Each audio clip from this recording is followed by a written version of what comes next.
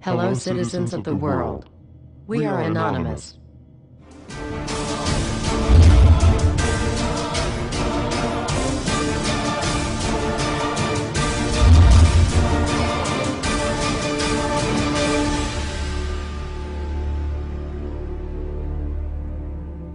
Dear brothers and sisters, now is the time to open your eyes.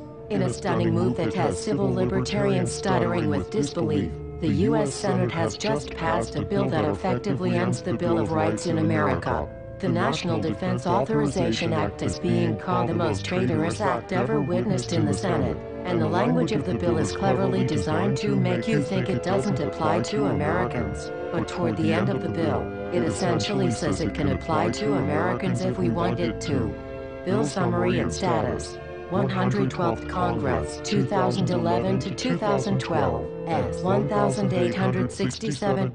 Latest title, National Defense Authorization Act 4.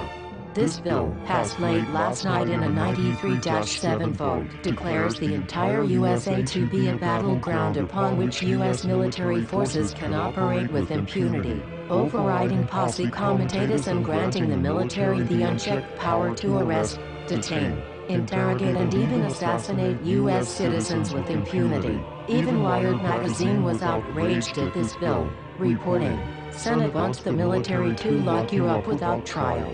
The detention mandate to use indefinite military detention in terrorism cases isn't limited to foreigners. It's confusing, because two different sections of the bill seem to contradict each other. But in the judgment of the University of Texas Robert Chesney, a nonpartisan authority on military detention, U.S. citizens are included in the grant of detention authority. The passage of this law is nothing less than an outright declaration of war against the American people by the military-connected power league. If this is signed into law, it will shred the remaining tenets of the Bill of Rights and unleash upon America a total military dictatorship, complete with secret arrests, secret prisons, unlawful interrogations, indefinite detainment without ever being charged with a crime, the torture of Americans and even the legitimate assassination of U.S. citizens right here on American soil. If you have not yet woken up to the reality of the police state we've been warning you about, I hope you realize we are fast running out of time. Once this becomes law, you have no rights whatsoever in America, no due process, no First Amendment speech rights, no right to remain silent, nothing. The U.S. Senate does not want us to speak.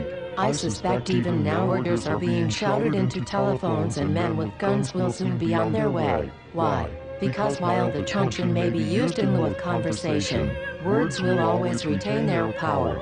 Words offer the means to meaning and for those who will listen, the enunciation of truth. And the truth is, there is something terribly wrong with this country, isn't there? Cruelty and injustice, intolerance and oppression, and where once you had the freedom to object, to think and speak as you saw fit, you now have censors and systems of surveillance coercing your conformity and soliciting your submission. How did this happen? Who's to blame? Well, certainly there are those who are more responsible than others, and they will be held accountable. But again, truth be told, if you're looking for the guilty, you need only look into a mirror.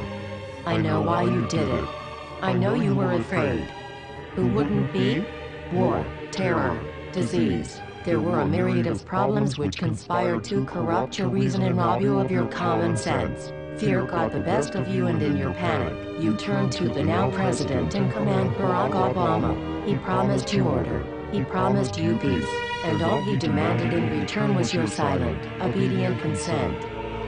More than 400 years ago, a great citizen wished to embed the 5th of November forever in our memory. His hope was to remind the world that fairness, justice, and freedom are more than words, they are perspectives. So if you've seen nothing, if the crimes of this government remain unknown to you, then I would suggest that you allow the 5th of November to pass unmarked. But if you see what I see, if you feel as I feel, and if you would seek as I seek, then I ask you to stand beside one another, 1 year from November 5th, 2011, outside the gates of every courthouse of every city demanding our rights. Together we stand against the injustice of our own government. We are anonymous. We are legion. United as one. divided by 0. We do not forgive censorship. We do not forget oppression. U.S. Senate. Expect us.